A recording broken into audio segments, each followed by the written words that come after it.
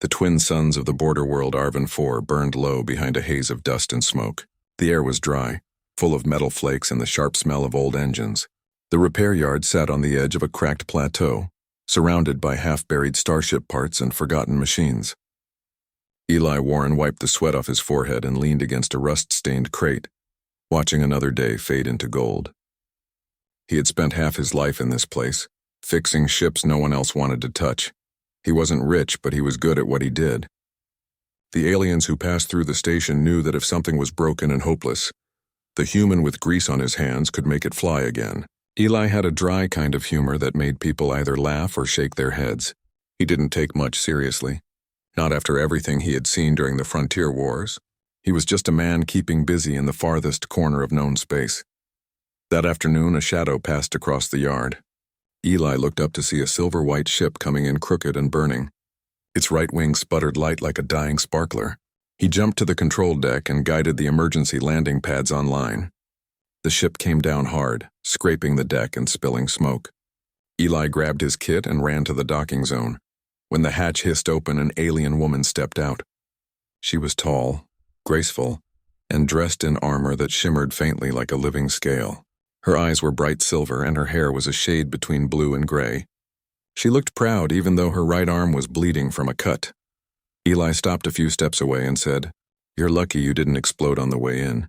She stared at him for a second, as if she didn't expect a human to speak first. Then she nodded slowly. "My vessel was attacked. I need repairs. Payment is no issue." Her voice carried a strange accent, soft and formal. Eli shrugged. "Payment's not my problem, lady. Keeping that heap from falling apart is." He started working without waiting for permission. She followed him with a curious gaze, clearly unused to being ignored. He crawled under the cracked hull, muttering about cheap alien alloys and poor maintenance. She tilted her head, watching as he moved with skill and speed. After a while, she said, "You work without fear. Most would bow before a Velthari noble." Eli rolled out from under the ship and sat up, grinning. "You mean you're one of those fancy people from the Dominion? Guess I should be kneeling or something?" She blinked, uncertain how to take that. "It would be proper." "Well," Eli said, wiping his hands on a rag, "I'm not proper. I'm just good with tools." Something in his casual tone seemed to unsettle her, but she didn't show anger. Instead, she walked around the ship, watching him. "You repaired the reactor conduit in minutes. Our engineers require hours." "That's because you overthink it," he said. "Sometimes a hammer and a steady hand are all you need." Eli spent hours fixing the ship. The sun set behind the yard and soft blue lights flickered across the cracked desert. When he finally stepped back, the ship's engines hummed smoothly again. He exhaled with satisfaction and looked at her. "There," he said. "Good as new. Try not to fly through another war zone." She tilted her head. "You are confident," he smiled. "Confident keeps me alive." The woman looked at him for a long time. Then she said, "What do I owe you?" He waved it off. "Forget it. You look like you've had a rough day. Just get home safe." She frowned slightly, as if she didn't understand that kind of generosity. In her world, nothing came free. But Eli wasn't thinking about politics or nobility or interstellar etiquette. He was just being himself. As he packed up his tools, he looked at her standing there under the pale light, graceful and serious. Without thinking, he said with a grin, "You'd make a cute wife, you know. Polite, graceful, doesn't complain about my music." It was a joke. A simple, harmless joke. The kind he always made when work got too quiet. But the air changed the moment the words left his mouth. The alien woman froze. Her silver eyes widened slightly and the light around her armor dimmed. Eli blinked. "Hey, relax." "I'm kidding." She stepped closer. "You spoke the words of binding," he frowned. "The what now?" "In the tongue of men, it means a vow. A declaration." Her voice was suddenly low and steady, as if reciting something sacred. "If I accept, the bond becomes law." He laughed nervously. "Ma'am, I think you're misunderstanding." "I accept," she whispered. The words echoed in the air, faintly glowing symbols flickering around her wrist before fading. Eli took a step back, unsure if this was a trick or a cultural thing. "Hold on," he said. "That's not—" "I didn't mean," but she looked utterly calm now. "Then we are bound." Before Eli could reply, alarms blared across the yard. A ship descended through the clouds, dark, sleek, and marked with the black crest of the Imperial Order. The woman's calm expression broke for the first time. She grabbed his arm. They found me. Who found you? Eli asked, but she didn't answer. The Imperial soldiers landed with loud mechanical steps, their armor heavy and faces hidden behind mirrored helmets. The lead soldier spoke with a flat voice. Karen of the Silver Crest, you are ordered to surrender under Imperial decree. Your vessel is seized. Your rank is stripped. Karen straightened, but her eyes flicked toward Eli. He saw something like fear there, real, deep fear. Then she spoke loudly, pointing toward him. I am bound to this human under marriage oath. By the interspecies accord, you cannot interfere. The soldiers paused. One of them muttered something in a static-filled voice. The leader hesitated. Everyone knew humans were unpredictable, dangerous even without weapons. Their laws and customs were confusing, and their sense of loyalty often turned violent when challenged. Eli realized what she was doing. She was using his joke as protection. He wanted to shout, but then he saw the soldiers raise their rifles. Fine, he muttered. Let's play along. He stepped forward, trying to look braver than he felt. Yeah, he said, crossing his arms. You heard her. She's with me, my wife. The soldiers froze again. No one wanted to risk violating diplomatic law. Finally, the leader lowered his weapon. This changes nothing, he said. We will report this to command. The group backed away and returned to their ship. The moment they lifted off, Eli turned to Karen. What the hell was that? She looked exhausted. You have saved my life. I didn't mean to save anyone. I was joking. She lowered her gaze. Your joke has become a promise in my culture. I cannot break it now, he rubbed his face. You're telling me I just accidentally married an alien fugitive? She nodded simply. Yes? He wanted to laugh again, but the sound came out as a sigh. The night wind swept through the yard, scattering dust and old papers. Somewhere far above, more ships were searching. Eli looked at the glowing trail in the sky left by the Imperial ship and realized they would be back. He could hand her over, wash his hands of the whole thing. But then he looked at her, tired, proud, and strangely trusting him already. She wasn't just some stranger. She had put her life in his hands. He exhaled.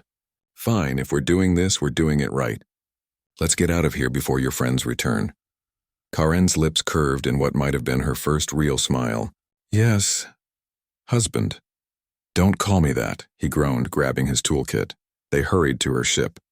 The engines roared, newly repaired and ready. The desert shrank below them as the ship climbed into the stars. Eli sat in the co-pilot seat, hands gripping the console, watching the endless dark ahead. He couldn't believe what just happened. Hours ago he was fixing broken junk for spare credits. Now he was flying beside an alien noble who claimed to be his wife, hunted by soldiers from an empire he barely understood. He glanced at her, still calm at the controls. So what now? She turned toward him and said quietly, Now we survive. Together. Outside, the stars of the frontier stretched like cold diamonds, waiting for the next chapter of a story neither of them had planned. A story born from one careless human joke that changed both their lives forever. The stars streaked past the viewport as the small ship tore through deep space. Eli sat in the co-pilot seat, still trying to make sense of everything. He had spent most of his life surrounded by engines, tools, and dust, not royal fugitives and glowing alien warriors. The ship hummed smoothly thanks to his repairs, but the silence inside felt heavy. The woman beside him, Karen of the Silver Crest, was focused on the navigation controls, her silver eyes unreadable. For a long time, neither of them spoke. Eli finally broke the quiet. You going to tell me who those soldiers were? Or are we just going to keep pretending I didn't almost die because of a bad joke? Karen didn't turn. They are from the Velthari Dominion's Imperial Order. They serve the throne. I thought you were part of that. I was. Her voice softened. Until I refused to follow orders that would have destroyed a colony of peaceful settlers. The order called it treason. They sent hunters. Eli leaned back. So let me guess, you're not just some pilot.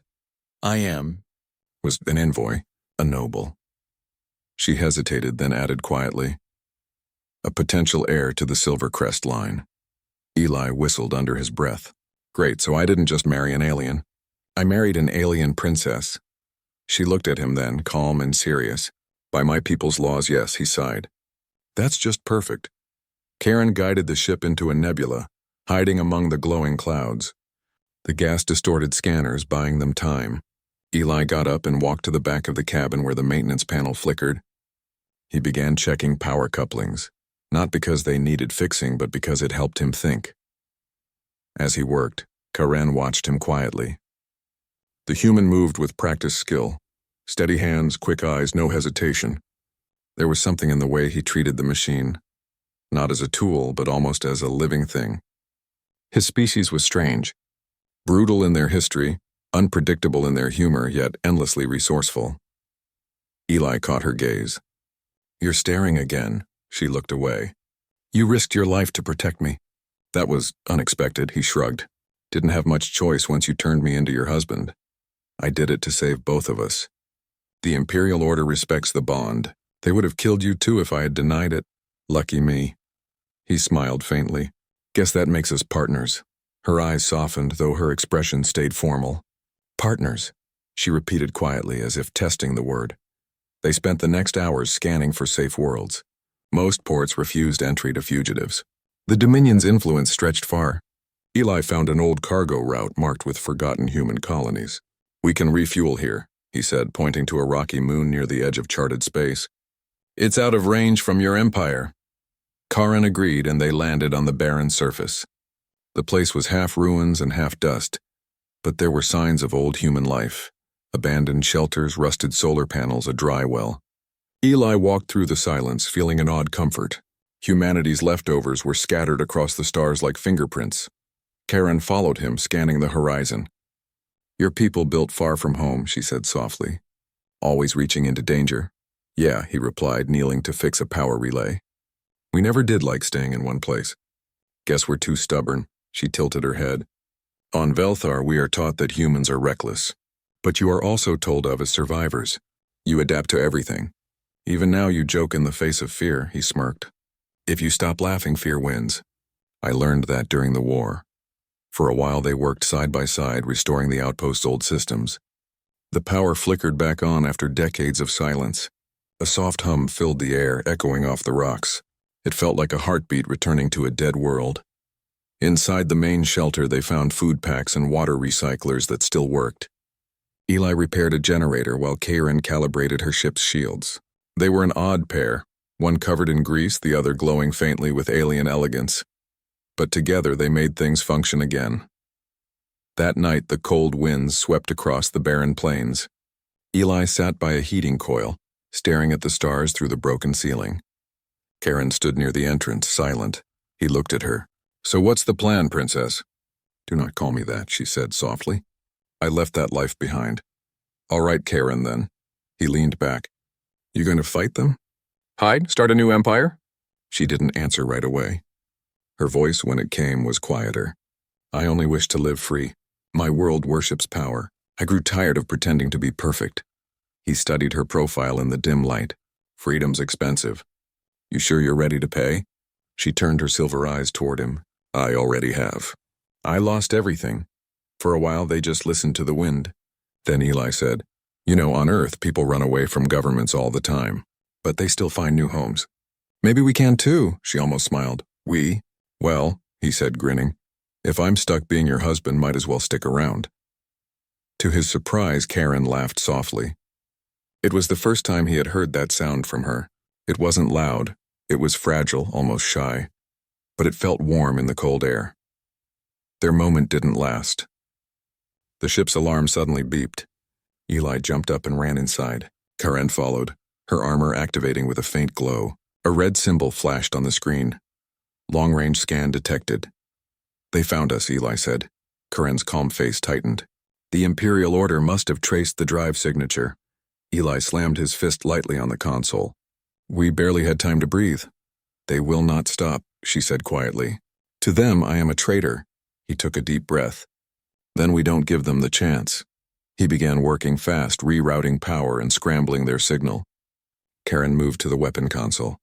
"I will fight." "Not yet," Eli said. "Fighting gets you killed. Hiding gets you to the next fight." Within minutes, he activated an old mining drone outside, sending it flying into the sky. The drone emitted a bright energy pulse. When the Imperial ships arrived, they locked onto the false signal and began firing. The explosion that followed painted the horizon in blue light. Eli and Karen used the distraction to power up the ship and lift off, flying low across the moon's surface until they disappeared into the shadows of nearby asteroids. When the scanners finally went clear, Karen looked at him. "You think like a soldier." He shook his head. "No, soldiers follow orders. I just survive." She studied him silently for a long time. "Perhaps that is what my people never understood about humans. You do not win because of strength. You win because you never stop trying." Eli looked out the window at the endless dark. Maybe, or maybe we're just too stubborn to die. Hours later, the danger passed. They parked the ship on a drifting rock hidden from sensors. Karen was quiet, sitting across from him in the small cabin. He could tell she was tired but refused to rest. "You don't have to keep your guard up all the time," he said. "We're safe for now." She looked at him seriously. "You joke and you fix and you smile. How can you stay calm?" "Because panic doesn't fix engines," he said simply. "You deal with what's in front of you, not what's chasing you." Something softened in her expression. "Your kind is strange," he grinned. "You haven't met enough humans." She tilted her head slightly, almost smiling again. "I met one. It was enough." Eli felt a quiet warmth in his chest. He looked away quickly, pretending to check the ship's power readings. Outside, a cluster of stars shimmered like cold fire, and for the first time since this madness began, he didn't feel entirely alone. They sat there for a long time in silence, two runaways drifting between worlds, an alien noble who had lost her crown and a human mechanic who had lost his peace. And somehow, between them, something fragile and real had begun to grow. When Karen finally spoke again, her voice was soft, almost uncertain. "Eli, on Velthar, a bond begins with words, but it is proven through deeds. You risked yourself today. You could have left me," he shrugged. "Guess I'm bad at leaving people behind." She nodded slowly, then said the word again quietly. "Partner." He met her gaze. "Yeah, partner." The ship drifted onward through the empty dark, small and alone, but alive. Somewhere behind them, the Empire raged. Somewhere ahead, new stars waited. And somewhere between those two, a human and an alien, joined by a careless joke, had begun writing a story that neither of their worlds would ever forget. The small ship glided silently between the gray shadows of asteroids. The engines hummed low, their sound wrapped in quiet tension. Eli sat at the controls, his hands steady, eyes focused. Karen sat beside him, her posture calm but her fingers clenched slightly against her knees. They had been running for days, hiding in fragments of forgotten space. Fuel was low, food was running out, and every scanner ping made their hearts jump. When Eli finally found an abandoned mining moon on the long-range sensors, he let out a breath of relief. "This might be it," he said. "Place is dead, but the system still shows breathable atmosphere and gravity within range." Karen leaned closer, scanning the data. "The moon has been off Dominion charts for over a century. It may serve as a temporary refuge." "Good," he said, "because I'm out of ideas."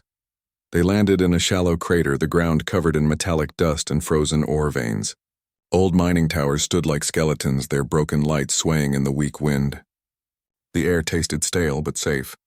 For the first time in days, Eli stepped out of the ship and felt something solid under his boots. He stretched his arms, breathing deeply. "Smells like old iron and regret." "Feels like home." Karen followed, scanning the perimeter. Her armor glowed faintly against the dark sky. "You lived in places like this?" "Most of my life, he said. "War left a lot of holes across the stars. Humans learned to live in the cracks." She nodded slowly. "Perhaps that is why your kind endures." Eli smiled faintly. "Endures is one word." "Too stubborn to quit is another." They started exploring the base. The old mine stretched deep underground, filled with silent tunnels and rusted drills. In one chamber, they found a control room still running on backup power. Dust floated through the air like ghosts, but when Eli flipped a few switches, lights flickered weakly to life. "This will work," he said, rolling up his sleeves. "Give me a few hours." Karen watched him work. She didn't understand half of what he did, but there was beauty in it. He repaired with confidence, with care, as if giving life back to the dead. He pulled open panels, rewired circuits, and replaced cores with pieces from the ship.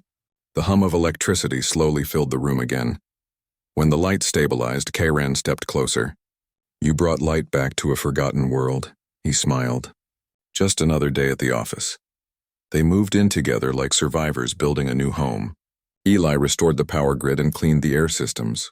Karen mapped the surrounding tunnels and set up security drones from her ship. They worked in sync, his hands of metal and hers of energy and grace. Slowly, the base became more than a hiding place. It became theirs. At night, they sat together in the control room watching the stars through cracked glass. Eli would talk about Earth, about oceans, rain, and the smell of real soil. Karen listened quietly, her eyes distant. "Your world sounds alive," she said once. "It is," he replied softly. "But it's far away. Too far to ever go back. Do you miss it?" He looked down. Every day. The next morning, Eli woke early and began working on a communication beacon. He wanted to send a signal to the Galactic Council, the only authority outside the Dominion that might help them. He had an idea, something that could protect Karen through law, not just luck.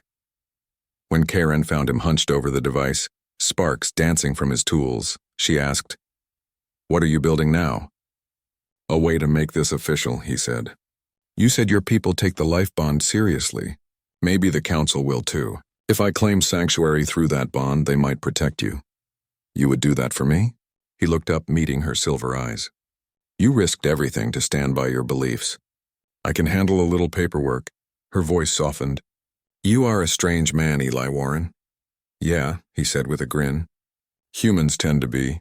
Days passed. They grew used to the rhythm of survival. Repairs, scouting, quiet meals. Sometimes they talked for hours. Sometimes they worked in silence that felt peaceful instead of tense. Karen began to laugh more often, small and genuine. She told him stories about her world. Glowing forests, floating palaces, the endless songs sung by wind across the crystal seas. Eli would listen and imagine it all, trying to see it through her eyes. But peace never lasted long. One night, the radar screamed. Multiple signals approached fast from the upper atmosphere. Eli ran to the console. "They found us again." Karen stood tall, her armor flaring with light. "The Imperial hunters." Eli's hands flew over the controls. "They must have traced our ship's energy trail." She drew her twin energy blades, the air humming around her. "Then we fight." Eli turned sharply. "You're not fighting alone." He opened an old storage crate in the corner. Inside lay a mining exosuit, massive, rusted, and heavy. He climbed in, the machine powering up with a deep growl. The suit wasn't built for war, but Eli made quick modifications over the past days. Shoulder cannons, reinforced plating, and an improvised shield system. "Ready?" he asked through the comm. Karen's silver eyes glowed faintly. "Always." The first dropships landed outside, dust rising like smoke. Soldiers poured out, black armor gleaming under the pale light. Their commander shouted orders through static. Eli took a deep breath and stepped forward in his exosuit. Karen moved beside him, swift and silent like a blade of light. When the soldiers opened fire, the mining moon came alive with chaos. Energy bolts hit the ground, explosions shook the tunnels, and the sound of metal echoed through the dark. Eli charged, swinging the exosuit's arm into a line of troopers, sending them flying. Karen darted between blaster bolts, cutting through armor with precise, graceful strikes. For every soldier that came close, another fell to her blades. Inside his helmet, Eli gritted his teeth. "You sure your people know how to give up?" "They do not!" she shouted back, her voice steady even in battle. "Well, they're about to learn." He triggered the mining lasers he'd rigged as cannons. Red beams sliced through the air, melting the engines of a hovering ship. The explosion rocked the valley, scattering the soldiers. The smell of burnt ozone filled the air, but there were too many. More ships descended, and the ground began to shake. Eli felt the suit's power levels dropping. "We can't hold this forever," he said. Karen pressed her hand to her wrist device, sending a coded signal. "We do not need to. The Council relay satellite above the system has received your message. Help will come." Eli stared at her through the dust. "You finished my transmission?" She nodded. "You started something worth finishing." He laughed between breaths. "You really are my wife, huh?" She smiled faintly. "In every way that matters." The final wave of soldiers advanced, their commander shouting orders to capture Karen alive. Eli overrode his suit's safeties, channeling all power into one last move. The exosuit system screamed as he overloaded the reactor. "Get back," he yelled. Karen hesitated, but he met her gaze. "Trust me." She leapt away as Eli slammed his fist into the ground. The energy core exploded outward in a controlled shockwave. The blast sent a wall of force across the valley, throwing the soldiers and their ships into chaos. Fire and smoke filled the air. When the dust settled, Eli crawled out of the ruined exosuit, coughing, half-burned and exhausted. Karen ran to him, kneeling beside him. Her armor was cracked, her hair covered in ash, but her eyes were fierce. "You are alive," she said. "Barely," he muttered. "You okay?" "I am now." They looked around at the destruction. The enemy was gone, either dead or fleeing. Above them, a faint light glimmered as a distant ship descended from orbit. Karen's wrist communicator beeped. "The council ship," she whispered. "They received your call." Eli smiled weakly. "Guess your husband's paperwork worked after all." She helped him stand, supporting his weight with one arm. "You are foolish, reckless, and impossible," she said softly. "But you saved us," he grinned through the pain. "That's what humans do." Together they watched the council vessel land. Relief filled the silence. The stars shone bright above them, unbothered by war. For the first time, Karen realized something. Humanity's strength was not in power or weapons, it was in their hearts. Their will to fight for someone else even when the odds were lost. And as Eli leaned against her, smiling despite his injuries, she thought of the first words he had spoken to her, the joke that became destiny. She had accepted that joke once out of desperation. Now, standing beside him in the ruins of victory, she accepted it again out of choice. The galaxy had begun to change, and the first spark of that change came from a single human who refused to let her fall. The soft blue glow of the Galactic Council ship filled the ruined mining valley. Its long silver hull hovered above the ground, engines whispering. Dust drifted in quiet waves, and the wounded light of two suns painted everything gold and gray.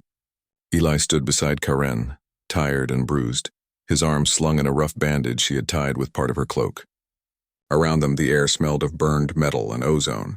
The battle was over. The council's envoys stepped out, tall figures in pale armor marked with the symbols of unity, 3 circles entwined. Their leader, a calm-voiced human named Commander Reeves, looked from Eli to Karen with measured eyes. "You are the ones who sent the emergency petition?"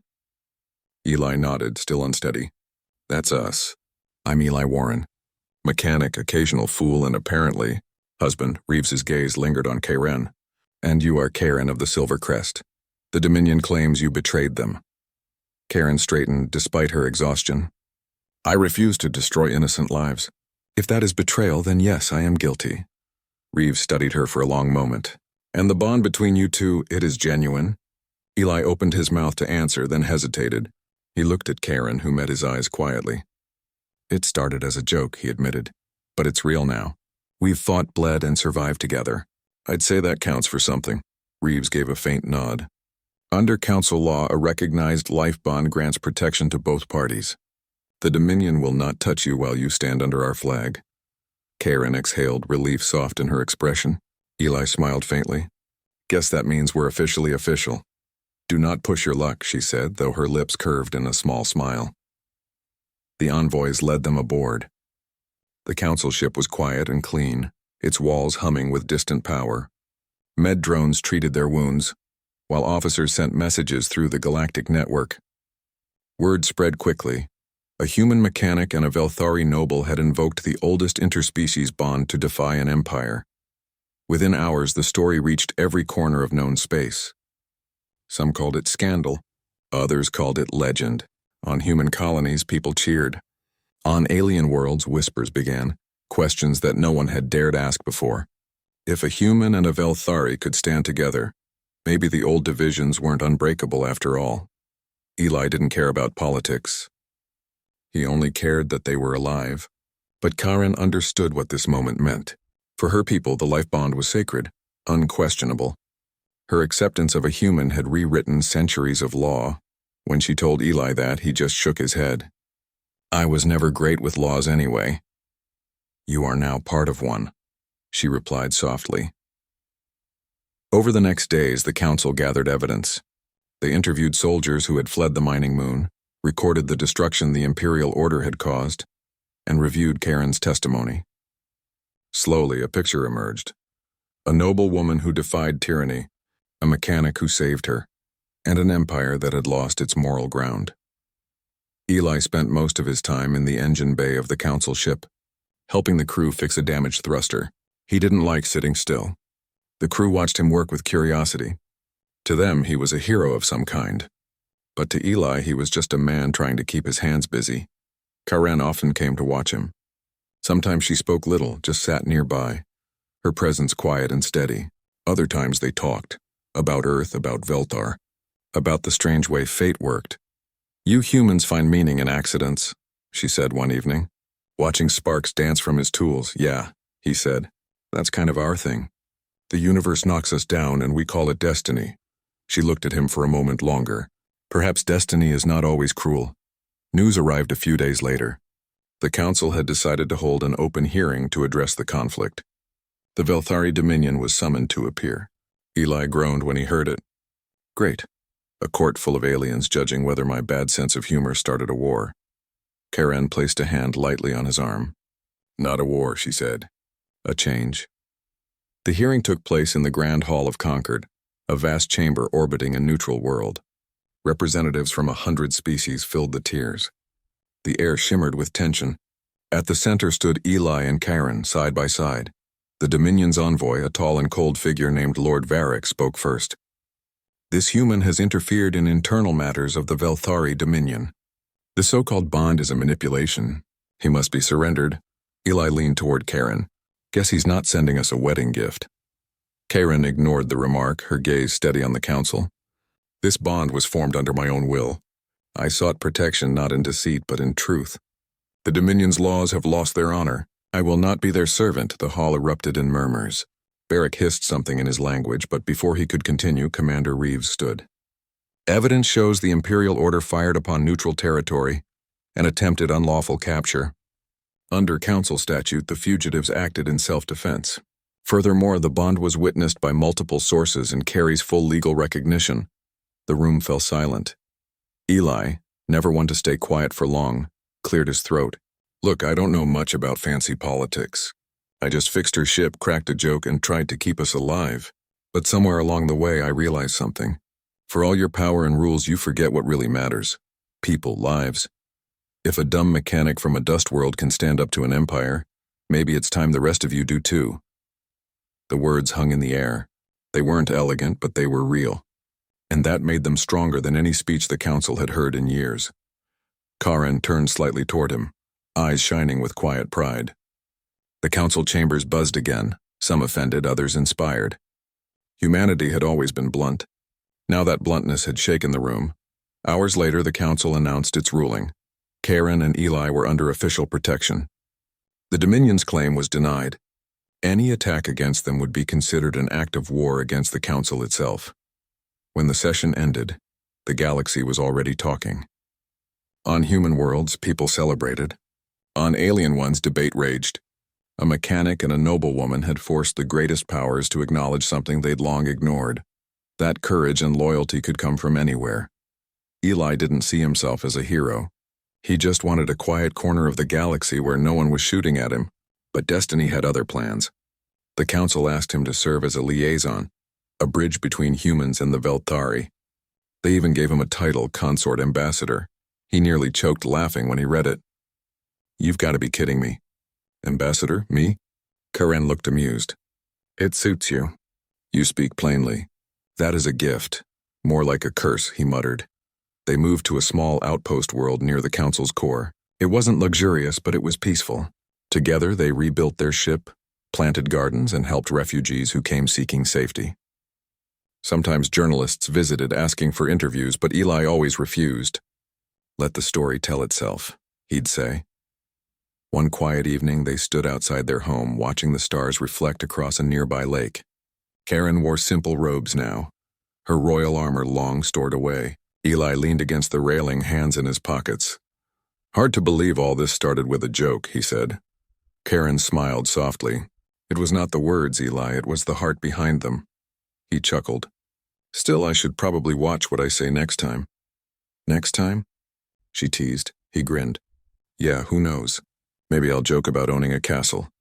She laughed quietly, and for a moment the galaxy felt small and peaceful. Beyond them, new alliances were forming.